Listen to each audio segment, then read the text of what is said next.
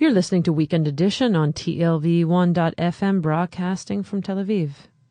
Earlier this week, the Israeli Ministry of Education and the Israel Academy of Sciences and Humanities held a conference called From Hatred of the Stranger to Acceptance of the Other. President Ruby Rivlin, Tzipi Livni, and many other Israeli leaders and thinkers were invited as speakers. Not one of them was a Mizrahi. Dr. Meir Buzaglo, who is the chairman and founder of the Tikkun movement, wrote about this in Yediot Achronot and also organized a counter-event called The Song of the Other. He joins us now to discuss. Dr. Meir Buzaglo, thank you so much for joining us. Good morning, Eileen. Yes, pleasure.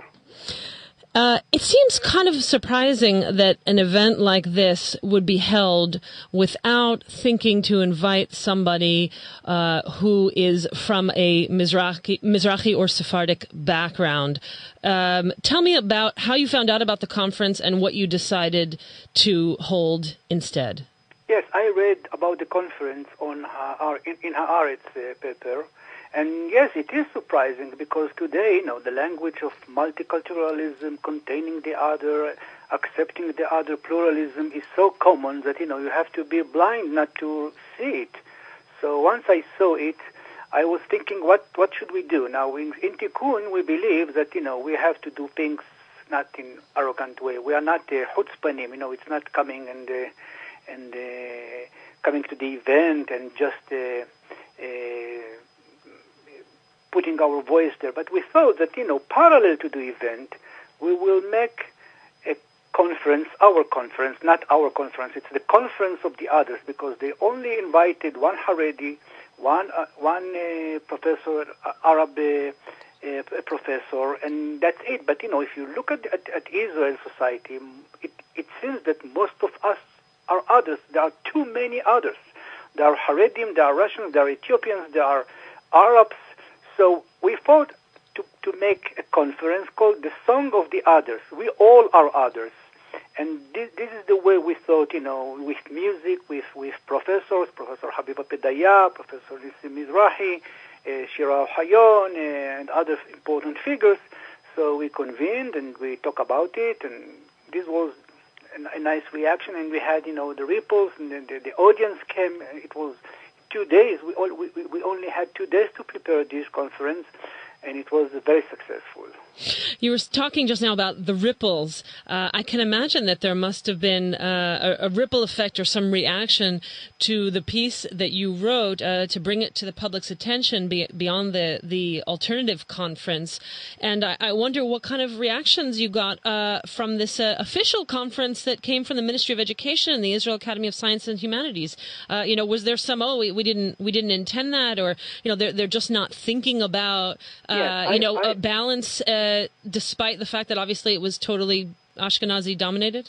Yes, I was interviewed in Keren Neubach, and they asked the reaction of the academy. The academy did not reply, but the Minister of Education, Arav Shai Piron, he took responsibility, and he sent us a film where he greet us and wish us and say that he's really sorry that we are not there. The problem is not only about being there or participating in this conference.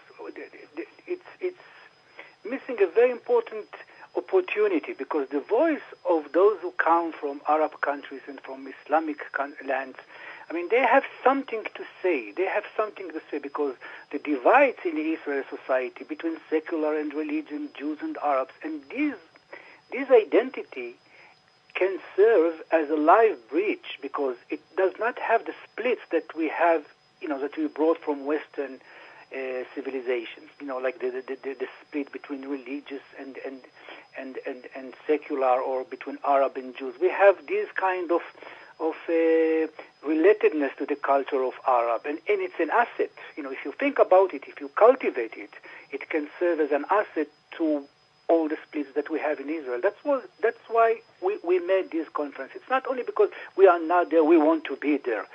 There is a unique voice, which is important, which is, you cannot just, you have to make a conference that is open to many voices. You cannot neglect any voice, especially if it can help you. So that's why we took responsibility. The conference was not, just protesting. It was taking responsibility and making our voice aloud, and that's why I think the ripples were so strong. And Shai Piron, really, I think, he understood it. He understood the moderateness that we can cultivate. It's not easy. It's not there because it's something you have to create, but at least you have the material and you have the sources, you have the traditions that if you just cultivate them, you can bring them to Israel society, to Israel politics, and it carries a promise. That's why it was so strong. That's why people reacted and came. Indeed. Now, let's talk more about this, the idea of calling it the Song of the Other and the connection to song or piyutim, which are kind of religious odes, as a way that connects the Jewish world with the Islamic world, because a lot of these were written by Jews living in Arab countries.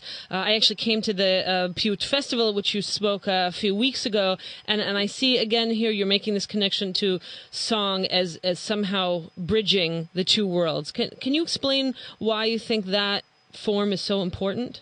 The song, culture and identity is really, it gives you the right tune, the right melody. If you want to do so, and melody, if you speak about melody, you speak about the soul, you speak about things that runs deep, and you go, it's so easy to speak about justice in bitter language, but it was not helpful. If you want to reach people, if you want to make a yahad, we are together. So songs are very important in every change, in every important change. There is a very important saying by Plato who said, if you want to change the rules, change the melodies. And the melodies carry with them a lot. And think of the jazz melodies and the blues, what they brought to America. Without the blues, you couldn't have Obama today. So it goes beyond the divides. We are sitting here singing, and you cannot ignore it. So this kind of connecting the emotion level, the identity level with the problems is promising for us. It's also a way that we can look at. It's like and imitate in other places also. As you say this, I'm reminded the extent to which this fear of the other has become, not just a hot topic in Israel, but really a sore point. Just a few days ago, President Rivlin said at this conference that basically Israeli society is sick, and some people said, "Well, thank you for speaking truth," and others said, "Oh, you're exaggerating. If anybody else in the world, another world leader would say that about Israel, he would be condemned as, anti-Israeli and anti-Semitic." What do you think the importance of that statement is in terms of what we need to work on in Israeli society now? I can't take it as a diagnosis, but it's important to go beyond it. That's why I can. It's not who we are, what we want to do. What shall we do?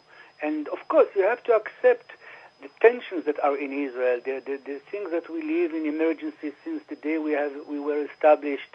Of course, they demand their toll, but we have to be wiser, more sensitive, more open, and although we have excuses for the situations that we are living today, we know, the trains that goes in Jerusalem, we are in the Middle East. We have to think openly, to look for all the sources that we can bring into this problem, not ignoring any voice, and really creating and allowing, not excluding others. So I will not remain at the level of the diagnosis. I would like to go to the level of the tikkun. That's why we have established our movement and called it tikkun. Indeed. Well, Dr. Meir Buzaglo, who is the founder of the tikkun movement, also a lecturer at Hebrew University, we appreciate you sharing your thoughts with us today here on TLV1.